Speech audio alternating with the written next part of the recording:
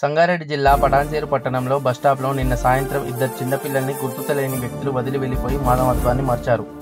Patancheru bus stop వద్ద ఏడాదిన్నర బాబు, 8 ఏళ్ల పాపను ఎవరో గుర్తు తెలియని వ్యక్తులు వదిలి వెళ్లిపోయారు.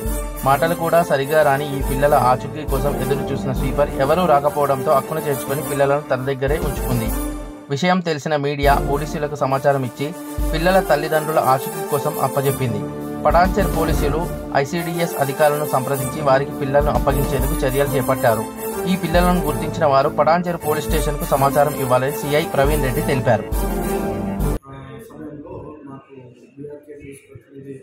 ఇచ్చిన సమాచారం ప్రకారం బస్ స్టాండ్లో ఒక 1.5 year బాబు మరియు ఒక 7 to 8 months పాప అపాయింట్మెంట్గా ఉన్నారని చెప్పి తెలిసింది.